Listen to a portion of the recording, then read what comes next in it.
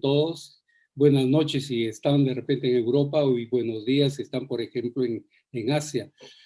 Sí, vamos a presentar esta conferencia hablando acerca de cómo desarrollar las habilidades cognitivas y emocionales en los centros educativos. Me da mucho gusto, Sara, que está viendo cómo entrar a estas conferencias y los nombres que ustedes han utilizado, ¿no? La sala del doctor Víctor Amorós, de Raúl González Moreira, de Estrada de los Ríos, ¿no? Han sido mis profesores en la universidad. Y recuerdo mucho también al profesor González Moreira, porque él, cuando hice la maestría, trabajé un programa para construir un instrumento a base de metáforas y le encantó, o sea, le encantó el uso de las metáforas. Y desde ahí creo que me gustaba mucho la idea acerca de lo que eran las habilidades cognitivas y lógicamente que también las ideas sobre habilidades emocionales, ¿no? La presente conferencia trata del modelo CEL. ¿Qué cosa es CEL? CEL son unas siglas que nosotros hemos tomado, que es Cognitive Emotional Learning, es decir, la parte cognitiva y las partes emocionales dentro del aprendizaje, es decir, dentro de la enseñanza-aprendizaje. Y esto lo hemos aplicado en los centros educativos, especialmente en el Colegio Skinner, ¿no? Los fundamentos y estrategias que se realizan mediante la infusión de estas habilidades cognitivas y emocionales. Vamos a explicar también por qué es infusión. Cuando nosotros hicimos unos estudios de posgrado en Israel, hablamos acerca de lo que se hablaba acerca de lo que eran las habilidades de pensamiento. Mediante un curso que se llamaba Modificabilidad Cognitiva Estructural, entonces, que lo dictaba el doctor Forrester, y hablaba mucho acerca de lo que eran los procesos cognitivos. Los procesos cognitivos que se da, y él lo hacía mediante un instrumento que se llamaba el PI, ¿no? Programa de Enriquecimiento Instrumental.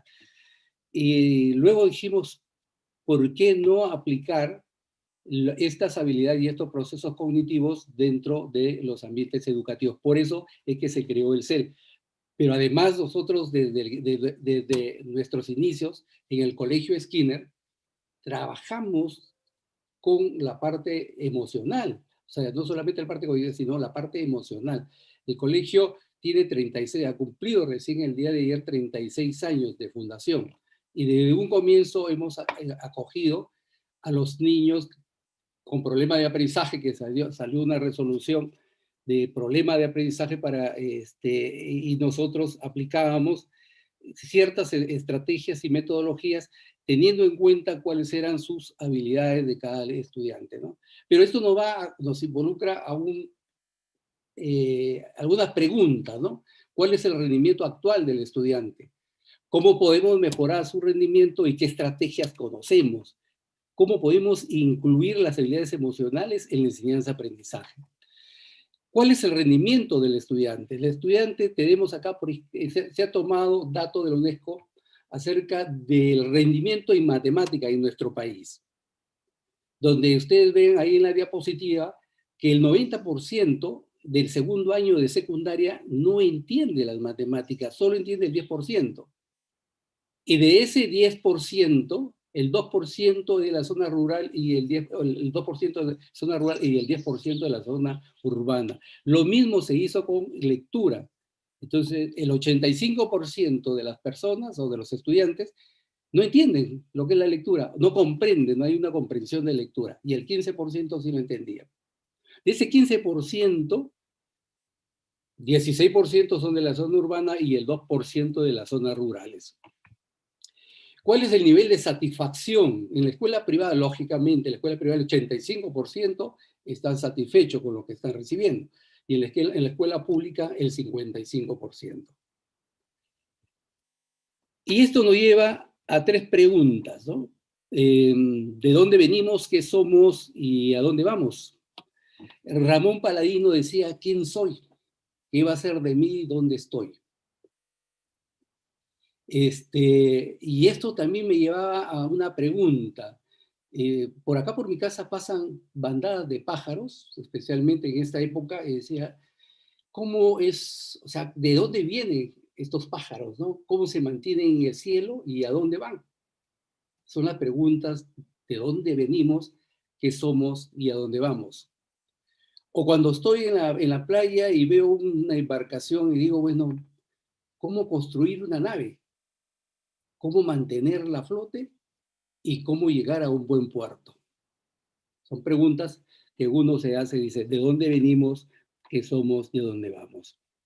¿De dónde venimos? En los siglos XIX no había colegios públicos y habían que, o sea, la gente que tenía dinero sí podía poner a sus hijos en los colegios y podían trabajar, estudiar con los jesuitas. Y en las aulas del siglo XX, bueno, hay una recepción pasiva de la información. Luego se habla acerca de que el profesor tiene que explicar, tiene que escribir para que el estudiante aprenda. Y hay un trabajo, un aprendizaje casi individual, pero competitivo. O sea, cada estudiante compite con otro. Y hay una memorización de la información. Eso es de dónde venimos.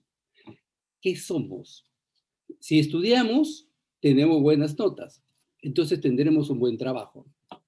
El sistema educativo actual está estructurado para una era diferente. Luego se diseñó el modelo de capacidad intelectual. Los psicólogos se enteraron ahí para poder evaluar a los estudiantes cuál es su inteligencia y cuál es su perfil y qué es lo que podían hacer de acuerdo a su inteligencia. Se medía el razonamiento deductivo y a veces también la cultura, la amplitud de su cultura. Entonces, estos son lo que somos, o sea, venimos de una educación que en los siglos XIX era netamente prusiana. Los prusianos fueron los primeros que crearon estos espacios estructurados como especie de fábricas, ¿no? Donde estaban ahí los alumnos aglomerados y luego te tocaban un timbre y se agrupaban por edades y cambiaban los horarios. Lógicamente que se ha cambiado un poco en la actualidad, ¿no? Por ejemplo, se cambia, ya el profesor no es el que va de un salón a otro, sino que los estudiantes van de una clase a otra. ¿Cuál es la idea de esto? ¿Qué cosa es lo que queremos conseguir? Y ahí surge la pregunta, ¿a dónde vamos? ¿Por qué no surge un Steve Jobs o un Bill Gates en el Perú, Argentina, México o en cualquier país de América Latina? Le voy a poner 3 ejemplos de Jordi Muñoz, de Brett Pettis y Rafael Yuste. Hay muchos más. Hace más o menos unos 10 años atrás, o 15 años atrás, aparece un Jordi Muñoz. Jordi Muñoz es un mexicano que postuló al IPN, Instituto Politécnico Nacional. No ingresó. Postuló nuevamente y tampoco ingresó. 3 veces postuló y no ingresó. Dijo, bueno, acá en México no puedo hacer nada. Mejor me voy a Estados Unidos. Y Estados Unidos conoce a una norteamericana y la hace su novia y luego tiene un hijo. Pero ella estaba preocupado porque decía, bueno, ¿y ahora qué hago? Entonces postuló ahí en el Instituto de Aeronáutica de Estados Unidos y tampoco ingresó. De todos sitios lo votaban a este pobre Steve Jobs, ¿no? Perdón, de Jordi Muñoz. Y Jordi Muñoz dijo, bueno, siguió trabajando solo y se asoció con otra persona. Dijo, bueno, esta persona que era una norteamericana, dijo, bueno, yo quiero hacer algo porque le gustaba mucho trabajar con los carritos, y creó los drones, el dron de uso público, no de uso militar, el creador de los drones. Ahí tenemos una patente. Brett Pettis se habla acerca de la revolución industrial. ¿Qué cosa es la revolución industrial? Él crea lo que se llama las impresoras 3D. La vez pasada estuve en la casa de un amigo y me dice, Jorge, ¿quieres ver mi impresora? Y dije, bueno, vamos, te acompaño. Entonces fui a su casa y tenía una computadora, una laptop y una máquina grande donde tenía una especie de aguja de metal y comenzó a hacer un programa para hacer los chips. El chip que tiene la laptop, los chips que tienen los carritos eléctricos, los chips que tiene los teléfonos celulares, esos chips los hacía. Esa es una impresora 3D. Y Rafael Yuste es un español que comienza a crear, él dice, bueno, él estudió microbiología celular y estudiaba mucho la cuestión del cerebro. La idea de Rafael Yuste es hacer un mapa cerebral. Bueno, si lo consigue, qué buena hora.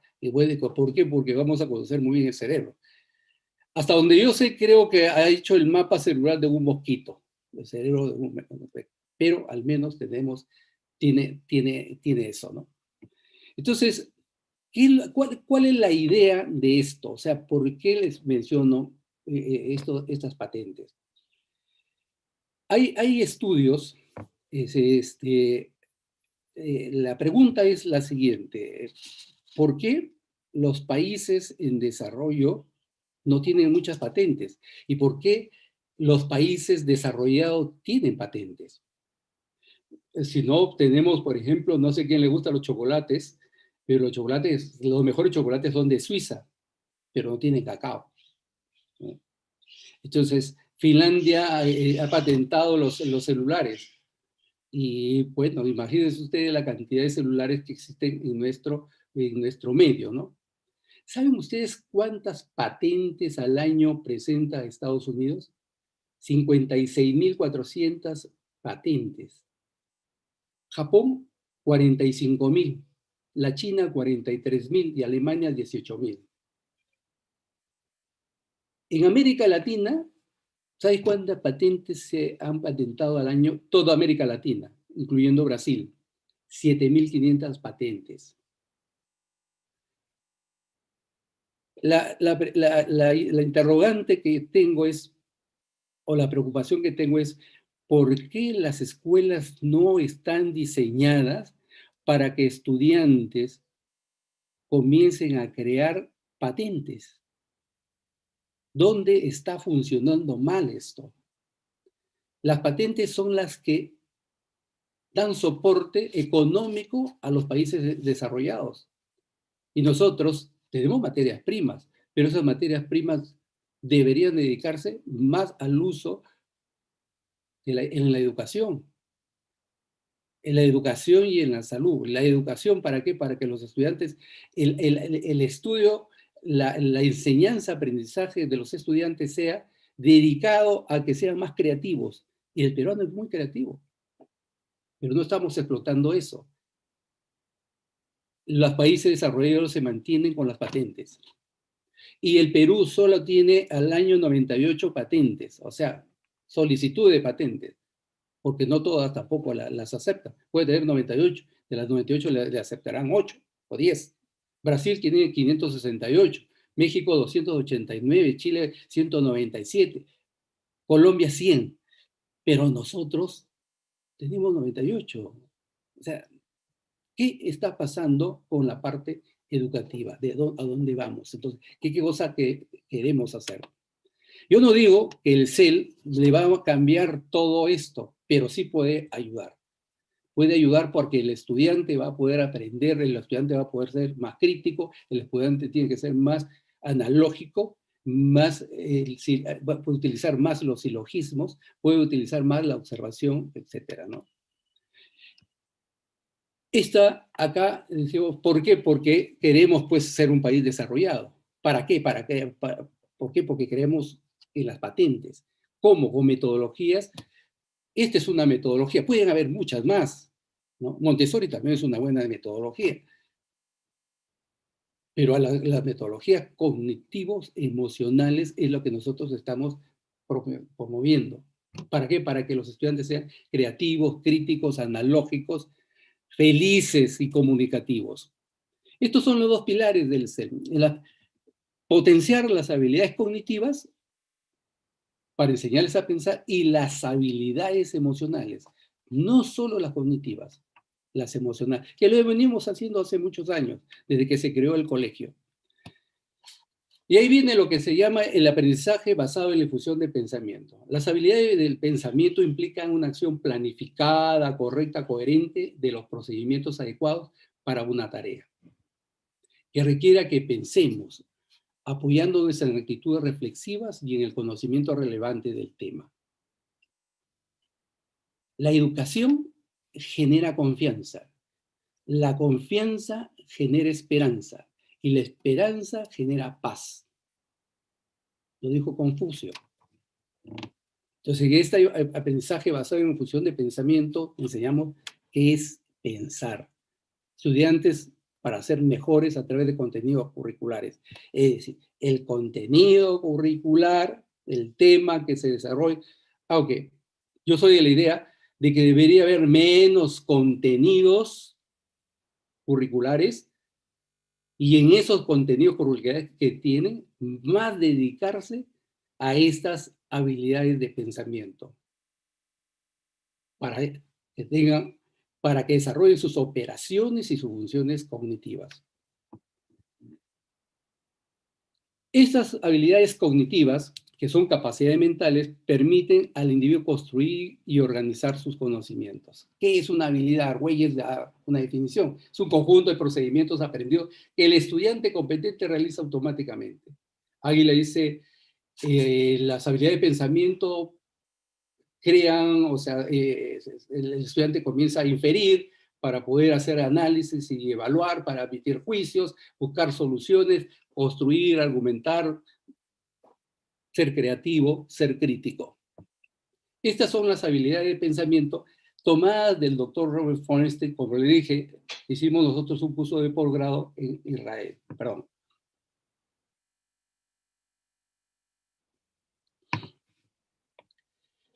Acá hay varias habilidades de pensamiento. Se comienza por la más incipiente habilidad de pensamiento, que es la observación. Es identificar y comparar. Los estudiantes tienen que hacer eso. Les voy a contar una anécdota que tiene que ver con observación y que tiene que ver con clasificación. Cuando estaba estudiando en el colegio, llegó un profesor que no era de acá del país, un italiano, Angelo Bernardi, me acuerdo. Clarísimo, Angelo Bernardo Rossi. Este italiano apenas hablaba el español, pero vino y nos enseñó en el colegio.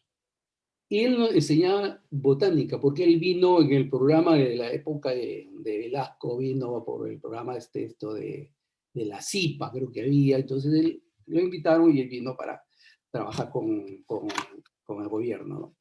Entonces, ¿qué hacía en la clase? Dijo, bueno, ustedes tienen que aprender las plantas. Nos llevó al campo. Y en el campo nos hacía observar las plantas y decían, bueno, ahora fíjense que todas las plantas no son iguales. Esta planta, fíjense que tiene las hojas lanceoladas, esta tiene las dentadas, estas son arbustos, estos son árboles, estos son frutales, estos no son frutales, etcétera. O sea, nos comenzó y yo me quedé como diciendo, esto es lindo, o sea, estoy trabajando en situ, o sea, en el lugar, ¿no? Y nos enseñó a clasificar. Hay una clasificación que es la clasificación y luego la clasificación jerárquica. O sea, bueno, ahora clasifique todas las dentadas, clasifiquen todas las lanceoladas, etcétera, ¿no? Hay una clasificación jerárquica. El estudiante, si aprende a hacer la clasificación, si clasifica, más adelante no va a tener problema de memoria, o sea, para poder hacer, o sea, si yo tengo mis llaves que utilizo para el carro y tengo un determinado sitio donde dejarlo, entonces ahí dejo las llaves y sé que las voy a encontrar, estoy clasificado. Entonces, tenemos que aprender a hacer clasificaciones. Cuando hacemos la clasificación, por ejemplo, para poder diferenciar entre un niño que tiene autismo y otro que tenga esquizofrenia infantil, tiene sus características, o sea, está clasificado. Eso es una clasificación jerárquica. Entonces, todas las cosas están clasificadas. Y si hacemos ejercicios sobre clasificación, nos va a enseñar a ser más pensativos y podemos pasarnos a la otra habilidad de pensamiento que es hipótesis.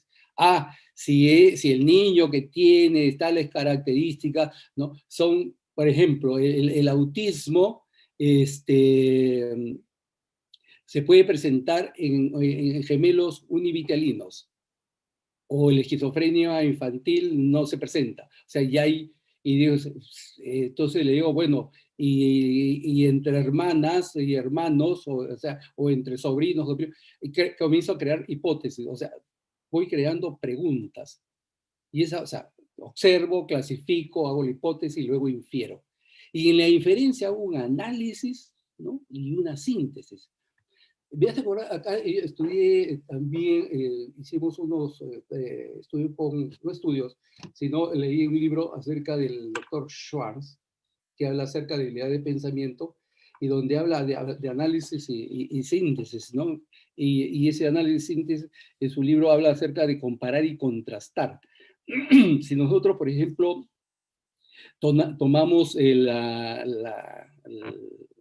queremos comparar y contrastar entre San Martín y Bolívar, por ejemplo, ¿no?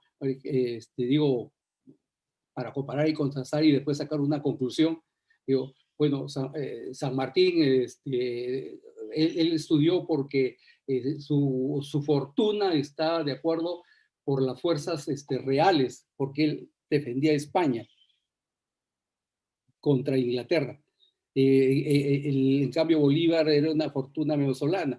El San Martín estaba al servicio de los reyes. Bolívar estaba, creaba o creó lo que eran las milicias de los blancos de Aragua.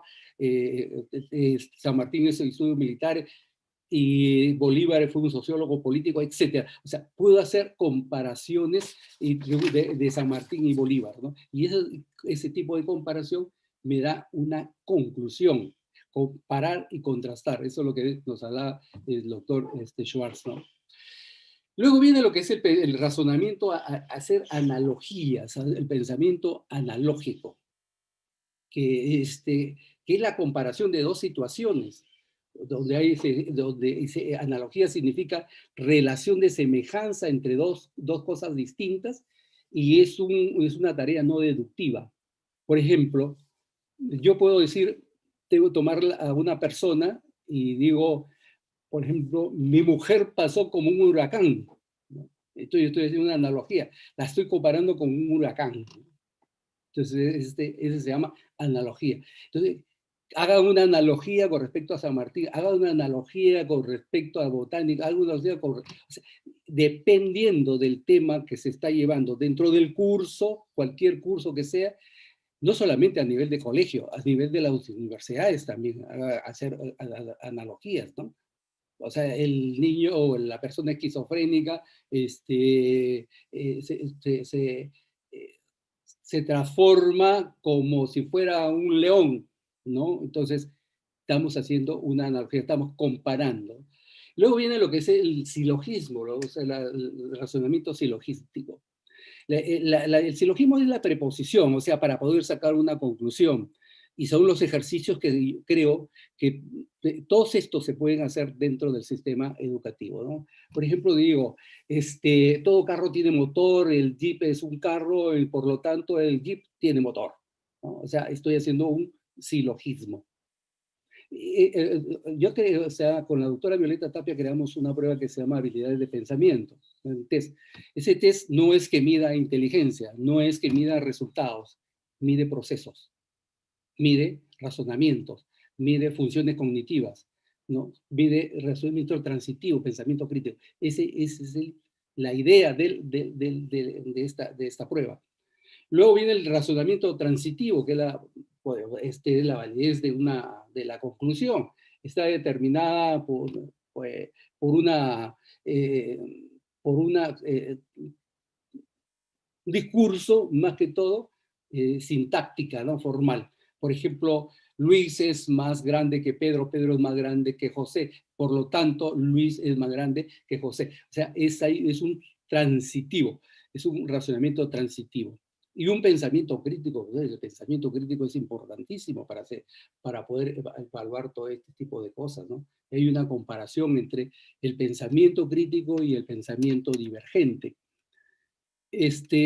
También se habla acerca de lo que es la metacognición, el pensamiento crítico y el creativo, ¿no? En la metacognición, Flau lo que dice es la supervisión activa y consecuente, regulación y organización de estos procesos en relación con los datos, etc. Y Pérez habla acerca del control cognitivo, que es de planificación, supervisión, regulación y evaluación. El pensamiento crítico, Delphi lo define como un juicio autorregulado con un propósito de interpretación, análisis, inferencia, explicación de la evidencia y elementos conceptuales y metodológicos. Saiz y Rivas dice es analítico porque es un lógico formal, es cuantitativo porque da un sentido de numérico, es analógico porque es metafórico y combinatorio porque se expresan con varios factores, ¿no? Y el creativo, dice, De Bono lo define como organizar y tomar decisiones de forma no rutinaria en búsqueda de opciones. Gardner dice la resolución de un problema y generar un producto innovador. O sea, son nuevas ideas y conceptos y combinación de ideas para llenar una necesidad. Estas son las diferencias entre lo que es un pensamiento creativo y un pensamiento crítico. El creativo es algo nuevo, el crítico es dar una opinión acerca de lo que ya está, el concepto o la regla académica que ya está definida. Es generativo, el otro es analítico, el creativo es divergente y el otro es convergente. El creativo da posibilidades y el crítico da probabilidades. El creativo es desde el desafío de lo establecido y acepta los principios, ¿no? El crítico. Entonces, tenemos acá que ir caminando a estas ideas, ¿no? Luego, el segundo pilar son las habilidades emocionales. No me voy a extender, en la mañana mi querida esposa habló acerca de toda la parte emocional. Voy a comenzar con esta sentencia. Trata a un hombre tal como es y seguirá siendo lo que es. Trata a un hombre como puede ser y lo convertirás en algo mejor, ¿no? Es importante que si lo tratas bien, vas a ser a un hombre de bien.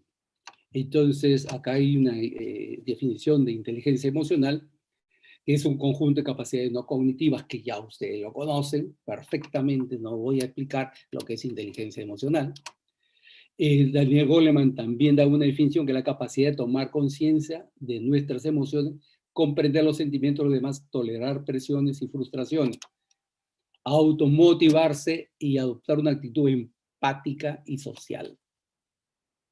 Estas son las habilidades emocionales, que hay otras, o sea, no solamente trabajamos en habilidades, sino también en emociones positivas y emociones negativas, ¿no?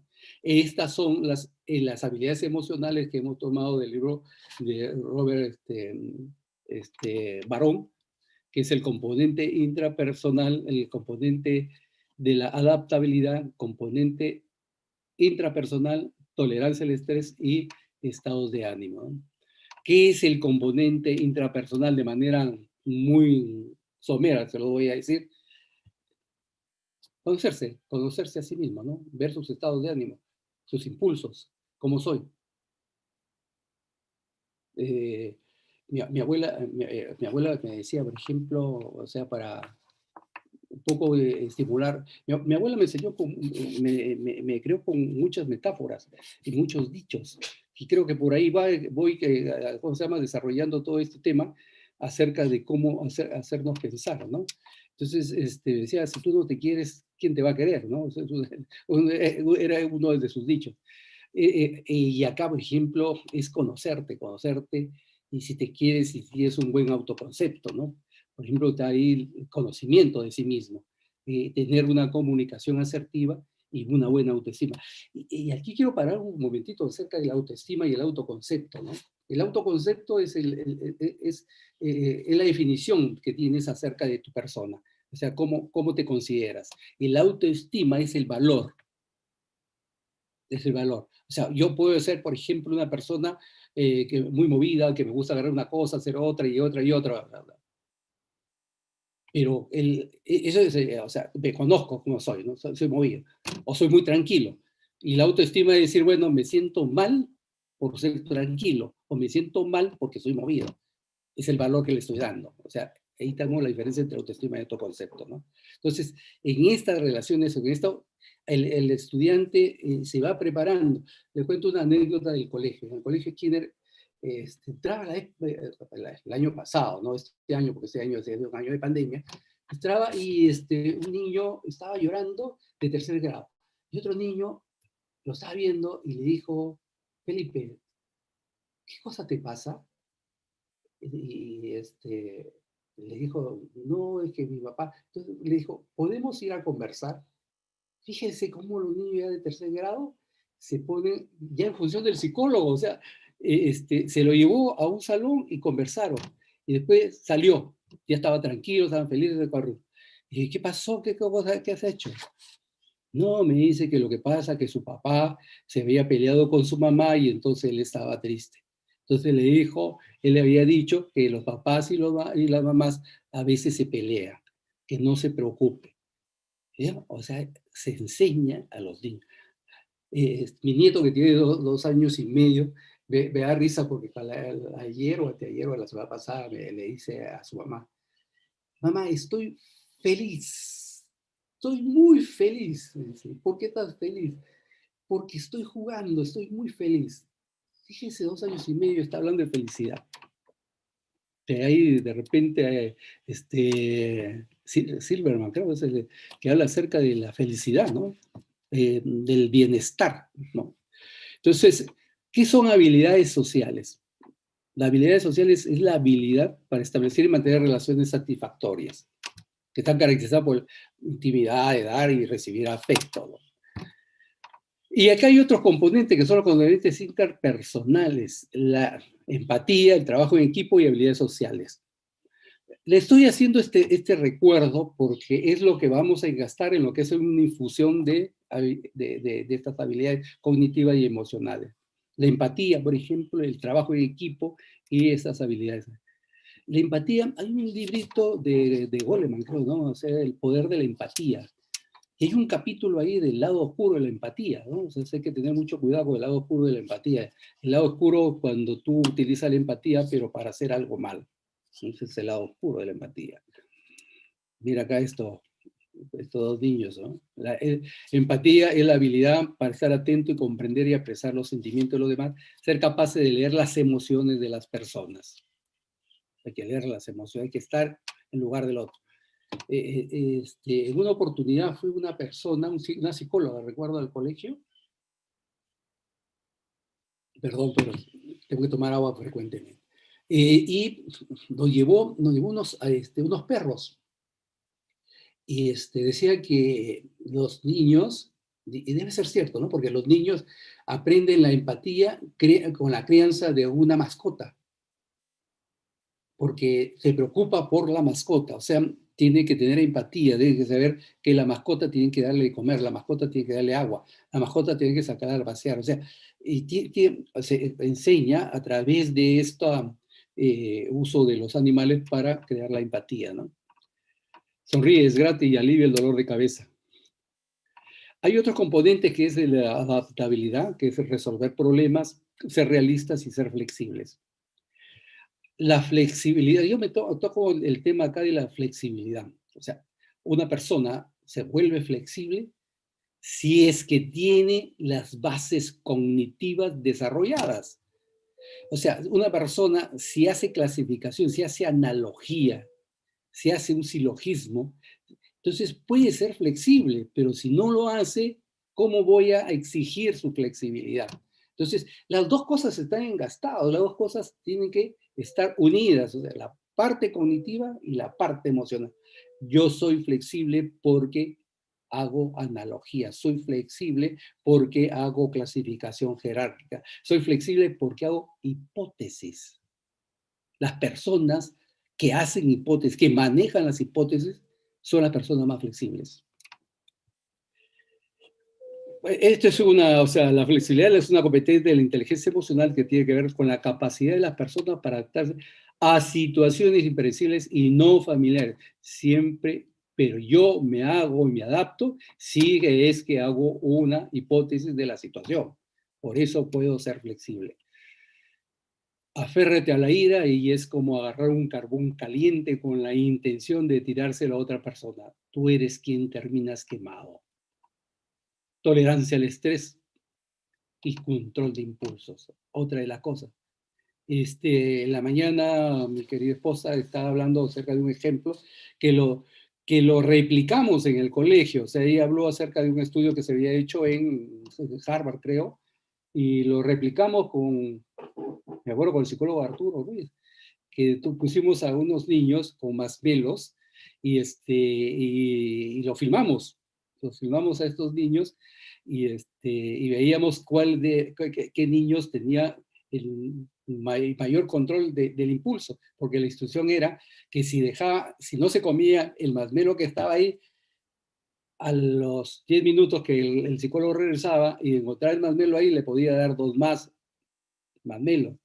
Y fue interesantísimo porque a los niños de 5 años, 6 años creo que era, miraban el masmelo y lo cogían, lo olían y lo máximo que llegaron fue a lamer el masmelo, ¿no? Lo lamieron y lo dejaban ahí, ¿no? Entonces, eso es para ir viendo el control de impulso que tenía. Fue una réplica que hicimos acerca de esa investigación, ¿no? Y el estado de ánimo, felicidad y optimismo. Sillerman habla acerca de bienestar. Entonces tenemos que llegar al bienestar. La felicidad es una cosa, pero el bienestar es otra. Y acá, felicidad y optimismo me hace recordar a los trabajos de C.J. Mihalgi, ¿no? Que es, ¿cómo se llama? Que habla acerca de fluir, el flow.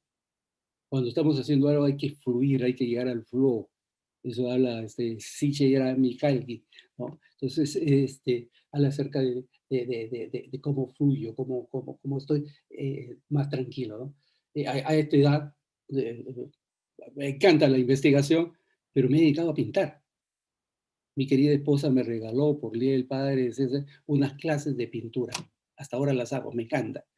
Y ahí fluir, ¿no? La felicidad, me da felicidad. ¿Qué estrategias para apoyar de manera efectiva el desarrollo emocional de estudiantes en las escuelas, ¿no?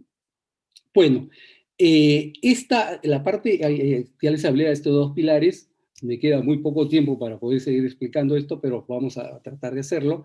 Se habla acerca de que esto se puede ser separado por cursos, o se puede ser por inmersión, o puede ser de manera de infusión. La infusión de pensamiento, Marzano lo habla como que hay que tener una actitud positiva, hábitos mentales productivos, integración del pensamiento.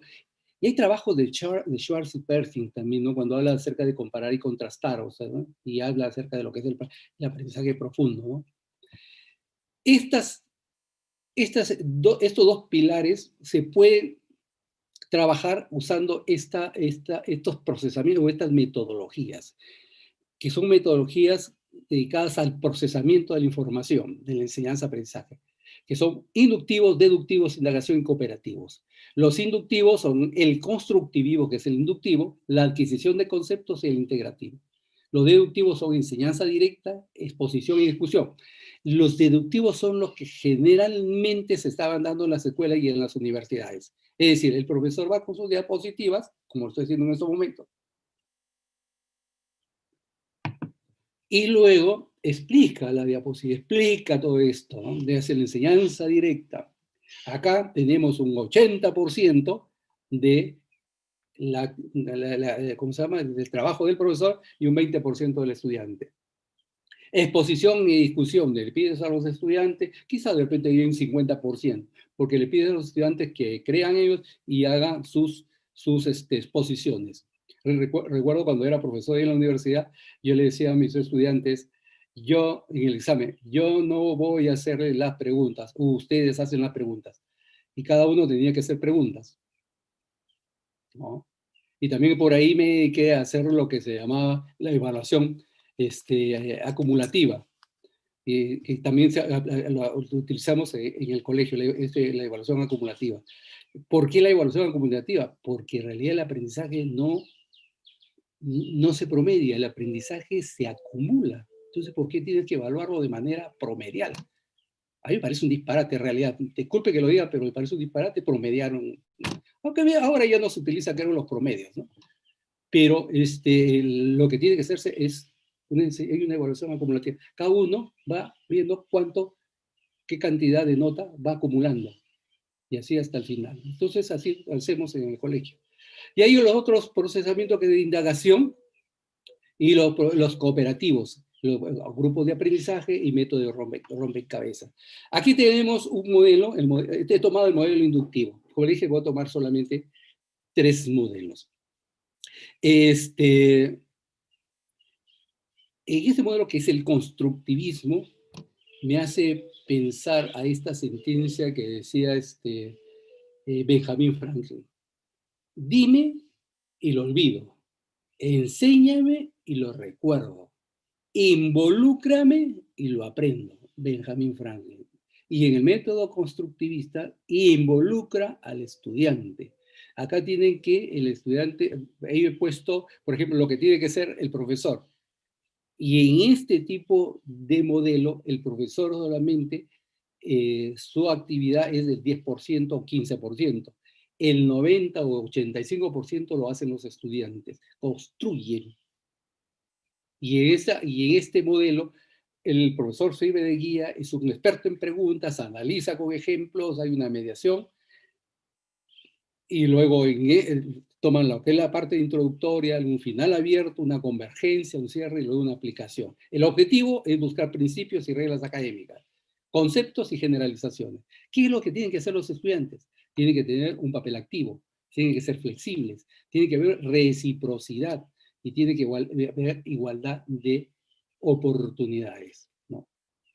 ¿Por qué? Porque acá lo que busca es que el estudiante tenga intencionalidad, reciprocidad y trascendencia.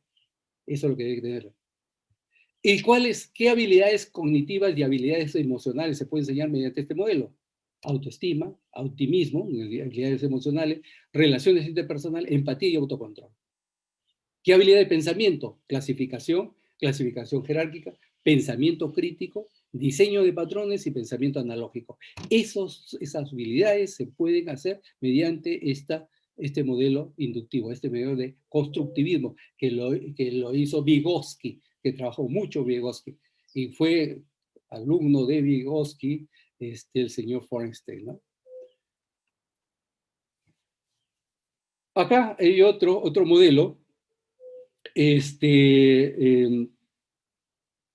el modelo de adquisición de conceptos.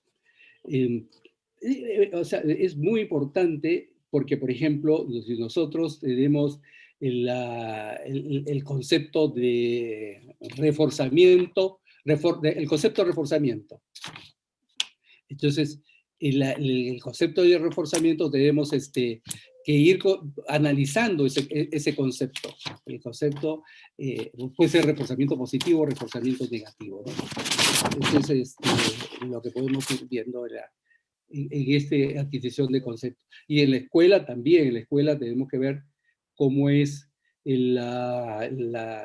cada estudiante tiene que ir analizando, por ejemplo, qué son latitud, qué son paralelogramos, qué cosa es mamífero, o sea, con diferentes conceptos. Y ahí puede haber pensamiento crítico, pensamiento analógico, para poder, ¿cómo se llama?, usar este modelo, ¿no? Acá el profesor es una guía y formula hipótesis, hace uso de ejemplos positivos y negativos, desarrollo de pensamiento analítico, y está la secuencia del modelo, presentación de ejemplos, análisis de hipótesis, cierre y aplicación. Y en las habilidades emocionales, si nosotros estamos hablando de ejemplos positivos y negativos, tenemos que hablar de habilidades emocionales positivas y negativas. Autoconcepto, relación interpersonal, tesón, lo que es la motivación y la independencia. Y habilidad de pensamiento, pensamiento crítico, hipótesis, análisis, síntesis, compara y contrastar, de Schwartz. Comparar y contrastar para poder sacar una conclusión o un concepto. Y el modelo cooperativo, aquí pues está todas las personas, todos los estudiantes tienen que actuar y todas las personas tienen que tener participación activa. Por eso acá el alumno tiene un papel activo. Hay un juego de roles, hay una igualdad de oportunidades. ¿Qué es lo que se trabaja emocionalmente? Relaciones interpersonales, responsabilidad social, empatía.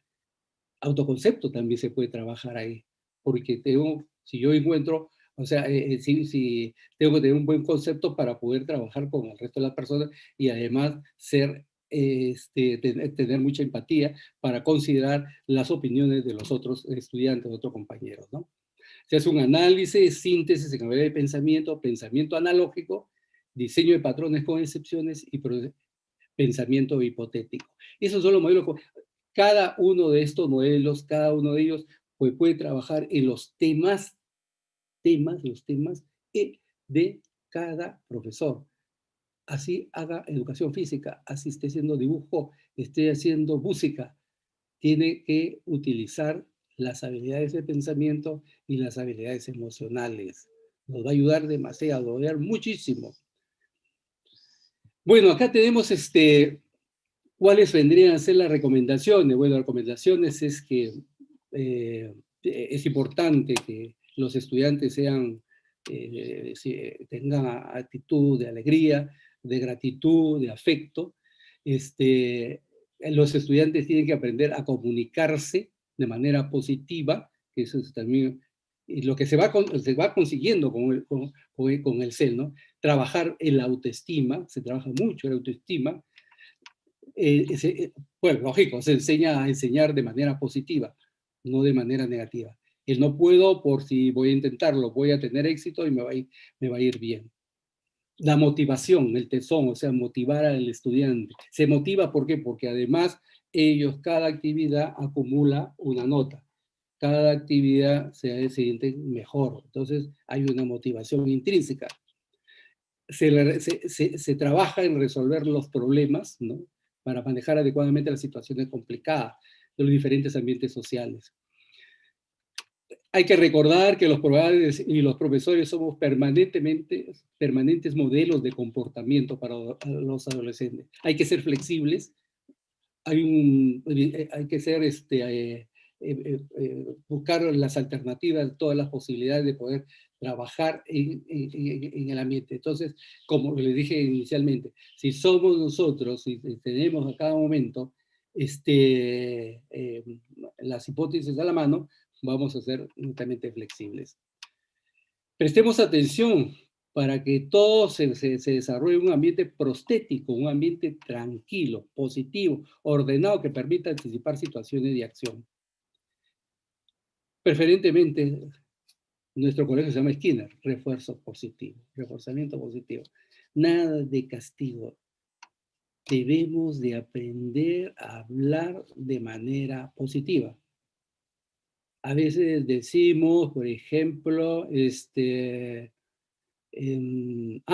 recuerdo cuando recién salió esta restricción. No podrán circular lunes y miércoles. Yo decía, pero ¿por qué nos ponen? Podrán circular martes y jueves. No podrán circular lunes y miércoles. Generalmente el do por delante. No lo hagas. Te he dicho que no actúes. Te he dicho que no te comportes de esa manera. Eres un flojo, eres mal estudiante. Ese tipo de comunicación. No pises el césped, porque no dices cuida el césped. Y ustedes hagan un ejercicio, busquen ustedes diariamente qué es lo que están haciendo de manera de comunicación negativa, ¿no? Nada te ata excepto tus pensamientos, nada te limita excepto tus miedos, nada te controla excepto tus creencias. Conclusión, se puede estructurar una estrategia en la enseñanza-aprendizaje basada en la infusión de habilidades cognitivas y emocionales. La infusión se forma mejores personas, tanto cognitiva como emocional. Se recomienda que los profesores deben tener una formación tanto en competencias cognitivas como emocionales. El futuro es el país, el futuro es la nación, el futuro son los niños, el futuro son las personas de bien. Las escuelas deben tener permanentemente un departamento de investigación para evaluar las diferentes estrategias en la formación de sus estudiantes. el que conoce el exterior es un erudito. El que se conoce en su interior es sabio. El que conquista a los demás es poderoso. El que se conquista a sí mismo es invencible. Lao Tse. Muchas gracias.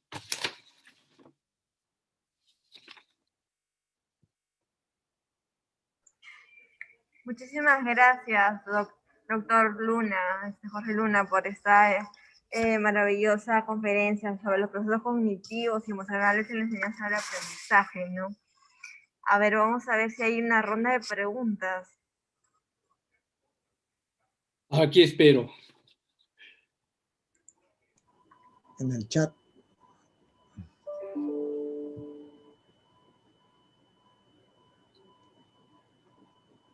En el chat hay preguntas.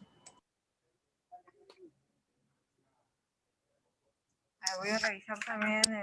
Más bien nos felicitan por una excelente ponencia. Sí. Siempre Arturo haciendo esas preguntas. A ver, Arturo Ruiz. ¿El lado oscuro de la empatía es inherente al ser humano? Después me hace otra pregunta. ¿Qué relación guarda la flexibilidad del pensamiento con las habilidades sociales? Muchísimas. La flexibilidad está en todo lado.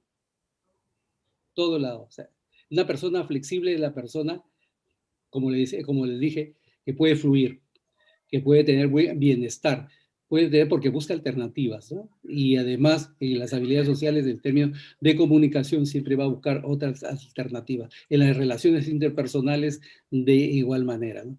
Ahora, esto sí es inherente a la empatía, o sea, el lado oscuro de la empatía, generalmente se da pues en personas psicópatas, ¿no?